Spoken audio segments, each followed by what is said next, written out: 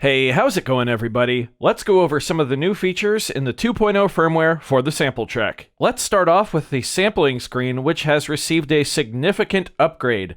Now we can adjust the recording source, choose to normalize our sample, toggle autosave on and off, adjust the auto record threshold, and choose the save location, all from the sampling screen.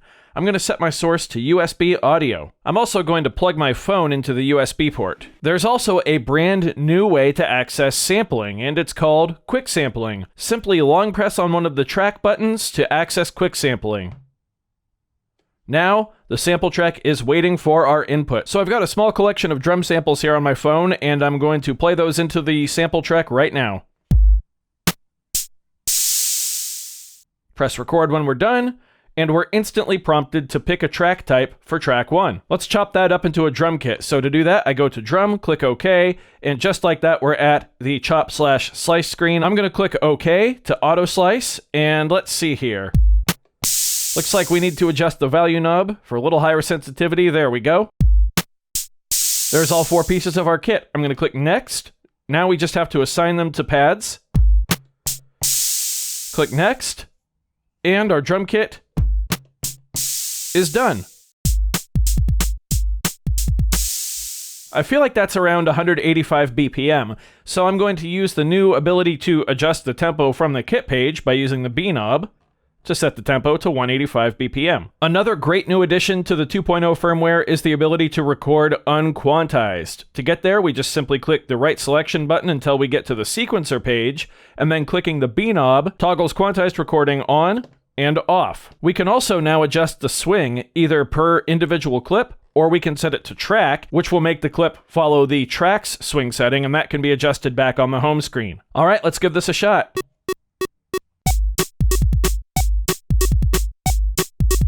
That's pretty good. However, it's a little short. So another new feature is the ability to duplicate our pattern. Right now we have a 16-step pattern. If I click in the C knob, I now have a 32-step pattern, and all of the data from those first 16 steps has copied over into another measure. Let's put an open hi-hat at the end of this pattern instead of the closed one.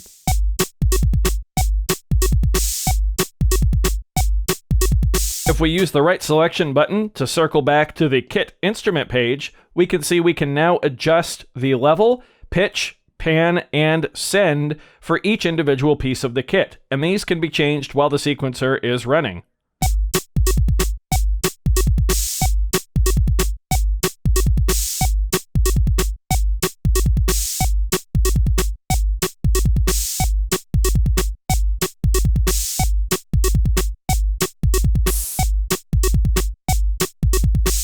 Moving through to the automation pop-up, we can now adjust the micro timing for our notes. This also works on the instrument tracks, where you have access to the on timing and the off timing. Very handy. Let's have a listen to our pattern.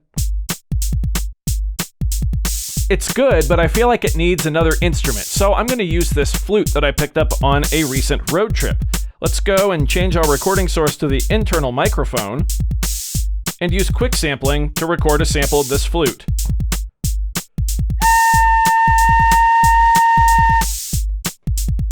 All right, we're once again prompted to pick a track type. I'm going to choose instrument. Now we can choose our A and B points and adjust those. We can also toggle loop on and off. Nice. I'm going to click OK, and just like that, we have an instrument ready to record. We can also tune the instrument right from the instrument pop-up page within the clip. I happen to know that this flute is an A, so I'm going to tune it up 3 semitones so C lines up with C. You'll notice I was able to do this all with the sequencer running and our pattern playing. Let's record something, yeah?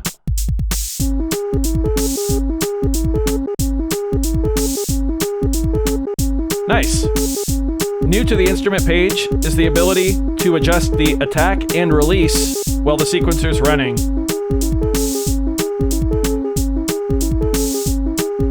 That works for me.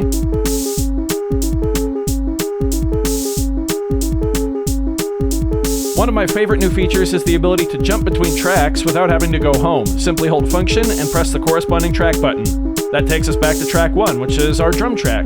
We can also go right back to our flute. Let's use quick sampling now to record a loop. I'm going to use these claves I've had since high school.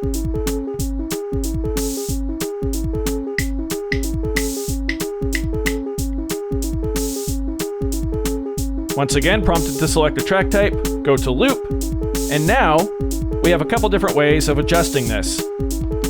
If we don't know our BPM, we can use the A and B point adjust and the A and B knobs to choose the in and out points of our loop, and that will also help us detect what BPM it actually is. However, since I already know the BPM, I can use either the BPM or the BPM note detection mode. I'm just going to use normal BPM. I know we're at 185 and we're 2 bars. So I'm going to click next. We're ready to go. Perfect. It also should be noted with the loop track, if your loop does not automatically match the project tempo, you'll be prompted to time stretch that sample, either rhythmically or melodically. So as you can see, quick sampling is a great way to get sounds not only just into the SmplTrek, but also right into your patterns. However, audio tracks have also received some improvements. We no longer have to wait to activate an audio track. We can simply select it and load straight into it. They've been really optimized. In addition, the Waveform View has also been updated to be much easier to see with greater detail, and you can swap audio track files if you plug your SD card into a computer. Let's use a global audio track to record a melody into our pattern with the XFM here. Here's a little patch I've dialed up. Let's give this a shot. I'm going to turn on the click so I get a count in. I'm going to press record twice to arm the global audio track for recording, press play, and then play my melody. Whoa, let's stop everything. These two instruments are not in tune with each other at all, are they? And that's because, of course, we made a sample from a flute. So let's quickly adjust that. I'm going to go into my instrument track. I'm going to hold these two notes, which are both C, and then I can simply use the B knob to adjust the tuning. There we go. That sounds better. If you hold down the B knob, you can also fine tune. Perfect. Let's go right back into our global audio track now and try this again.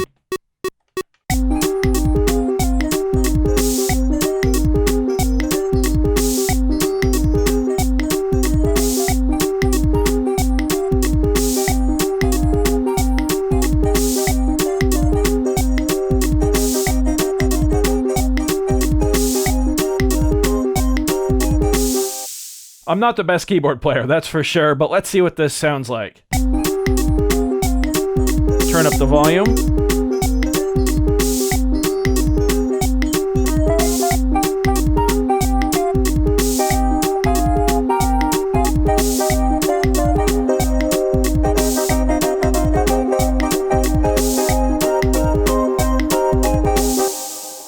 There we go.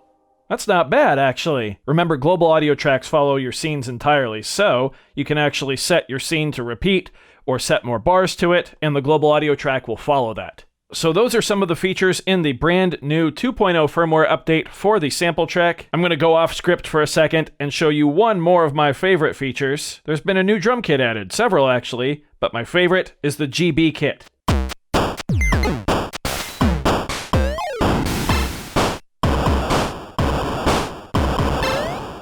I'll let you guess what GB stands for. I just had to point that out. It's a really cool drum kit. In addition to some bug fixes, as well as a much requested fix to the looper, there have been some more features added, so I encourage you to explore SmplTrek 2.0. I really hope you enjoy using the new features. Thank you very much for watching.